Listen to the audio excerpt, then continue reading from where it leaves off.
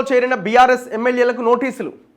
So నిన్న ఇది మరో బ్రేకింగ్ న్యూస్. యాక్చువల్గా కాంగ్రెస్లో చేరిన బీఆర్ఎస్ ఎమ్మెల్యేలకు అసెంబ్లీ కార్యదర్శి నరసింహాచార్యులు మంగళవారం నోటీసులు జారీ చేశారు.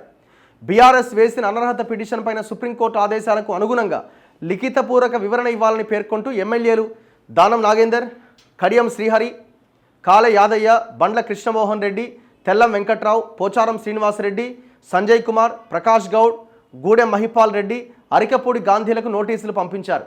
అయితే వివరణ ఇవ్వడానికి తగిన సమయం కావాలి అని ఎమ్మెల్యేలు కోరారు.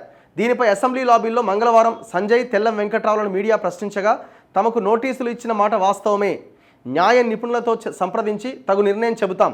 ఇదే విషయమై ఎమ్మెల్యే ప్రకాష్ గౌడ్ను అడగ్గా తమకు సమాధానం చెప్పుకునే అవకాశం ఉన్నది. నేను అరికపూడి గాంధీ ఇంకొందరం కాంగ్రెస్ కండువా కప్పుకోలేదు. మేము ఏ పార్టీలో గెలిచామో ఆ పార్టీలోనే ఉన్నట్టుగా కేసీఆర్ కూడా ఆనాడు ఎమ్మెల్యేలను పార్టీలో చేర్చుకున్నారు. వాళ్ళనప్పుడు డిస్క్వాలిఫై చేశారా అని ఆయన ప్రశ్నించారు. ఎట్లా తయారయ్యారు చూడు ఈ ఎమ్మెల్యేలు. అసలు మిమ్మల్ని ఏ పార్టీలో ప్రజలు గెలిపించిర్రా బాబు అంటే బీఆర్ఎస్లో గెలిపించారు. మరి ఏ పార్టీలో ఉండాలా? అదే పార్టీలో ఉండాలా? చివరికి మీ బతికి ఏడికి తయారైందంటే పార్టీ ఫిరాయించి కండువా కప్పుకొని కూడా మేము కప్పుకోలేదని చెప్పుకునే స్థితికి దిగజారిపోయారు మీరు. నువ్వు ఎట్లా లీడర్ అవుతావు? నీకు దమ్ము ఉంటే, నువ్వు ధైర్యం ఉంటే, నీకు చీము నెత్తురు నీ బాడీలో ప్రవహించేది రక్తం అయితే ఎస్ నేను పార్టీ మారినా, ఇగో ఈ కారణం చేత పార్టీ మారినని చెప్పుకునే దమ్ము లేని నువ్వేం లీడరు?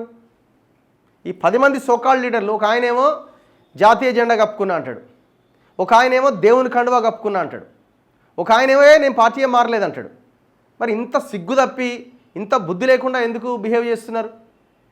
పార్టీ మారితే మారినని చెప్పండి, రిజైన్ చేయండి, ఎలక్షన్ ఫేస్ చేయండి. ఒక్కరికి శాతం అయితే లేదు ఎలక్షన్ ఫేస్ చేయడం.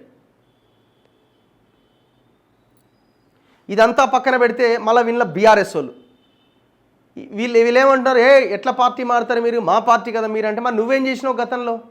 12 మందిని పందులో లెక్క కొన్నావు కదా. టీడీపీని మూసేసినావు, కాంగ్రెస్ని మూసేసినావు, ఇండిపెండెంట్లు మూసేసినావు, బీఎస్పీని మూసేసినావు.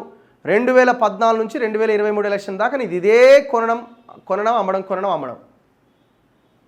చివరికి ఎమ్మెల్యేలుగా తీసుకొని మళ్ళీ మినిస్టర్లు కూడా ఇచ్చిన వాళ్ళకి. తలసాని శ్రీనివాస్ యాదవ్ ఎట్లా మినిస్టర్ అండి? 2014లో టీడీపీ నుంచి గెలిచి బీఆర్ఎస్లోకి వచ్చి మంత్రి అయిండు. మీకేం అర్హత ఉన్నది? వీళ్ళు కోర్టుకు పోయిన వీళ్ళే బీఆర్ఎస్ వాళ్ళే. ఎవరైనా కౌశిక్ రెడ్డి, వివేకానంద గౌడ కోర్టుకు పోయారు. వీళ్ళు బేసిక్గా ముగ్గురు మీదనే ఫోకస్ చేశారు, దానం నాగేందర్, తెల్లం వెంకట్రావు, కడియం శ్రీహరి. ఎందుకంటే వీళ్ళు ఇక మళ్ళీ బ్యాక్ వచ్చే అవకాశం లేదు కాబట్టి. దానం నాగేందర్ అయితే టెక్నికల్గా దొరికిపోయిండు. బీఆర్ఎస్ నుంచి గెలిచి కాంగ్రెస్లోకి వెళ్ళి కాంగ్రెస్ బీఫామ్ మీద పోటీ చేసిండు. టెక్నికల్ ఎవిడెన్స్ ఉన్నది. ఇప్పుడు మరి లాస్ట్ గవర్నమెంట్ హయాంలో మీరు చేసిన పని ఏంది? దానికి ఆన్సర్ ఉండదు, దానికి సమాధానం ఉండదు. ఇప్పుడు ఇదే కాంగ్రెస్ వాళ్ళకి ఇది అయిపోయింది. నువ్వు చేయలేదా అని అంటే దానికి ఆన్సర్ వాళ్ళ దగ్గర లేదు కాబట్టి వీళ్ళు తప్పించుకోవడానికి అవకాశం ఏర్పడ్డది.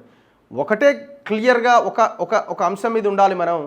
పార్టీ మారిన ఎవడైనా సరే పార్టీ గుర్తు మీద గెలిచి లోకల్ బాడీస్ నుంచి ఎమ్మెల్యే, ఎంపీ దాకా ఒక పార్టీలో గెలిచి వాడు ఇంకొక పార్టీలోకి వెళ్ళిండంటే వాడు దొంగ కిందనే లెక్క.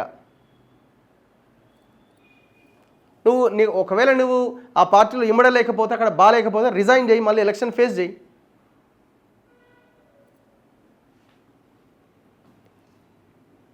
సో ఎవరెవరు ఇగో ఈ బ్యాచ్ అంతా ఫోటోలు చూస్తారా? ఇగో ఇల్లు దానం నాగేందర్, ఈయన కృష్ణమోహన్ రెడ్డి, కడియం శ్రీహరి, తెల్లం వెంకట్రావు, గూడెం మహిపాల్ రెడ్డి, పోచారం, అరికపూడి గాంధీ, సంజయ్, ప్రకాష్ గౌడ్, కాలే యాదయ్య. మొత్తం ఎంతమంది? 4, 5, 10 మంది.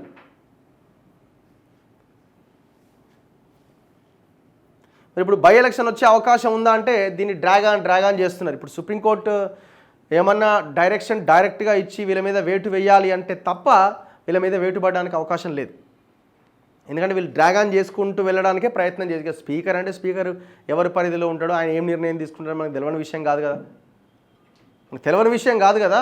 గతంలో జరగలేదా? ఇదే పోచారం శ్రీనివాస్ రెడ్డి అప్పుడు స్పీకర్ కింద ఉన్నాడు, ఇదే సురేష్ రెడ్డి స్పీకర్ కింద ఉన్నాడు. పార్టీ ఫిరాయించినప్పుడు ఆ స్పీకర్ ఏం చేసిండు? పక్కన పడేసిండు, చూస్తూ కూర్చున్నాడు. ఆడ ముఖ్యమంత్రి చెప్తే చేయాలి, లేకపోతే లేదు. సేమ్ యాజ్ ఇట్ ఈజ్ ఇప్పుడు నడుస్తున్నది కూడా అదే. ఓ స్పీకర్గా పనిచేసినప్పుడు పార్టీ మారిందంటే ఇక నువ్వు చూడండి, ఇంతకంటే దుర్మార్గం ఉంటుందా? ఓ రాజ్యాంగబద్ధ పదవిని చేపట్టి అన్ని రూల్స్ తెలిసినోడు మళ్ళా ఎమ్మెల్యేగా పోటీ చేసి గెలిచి మళ్ళీ పార్టీ మారిండు.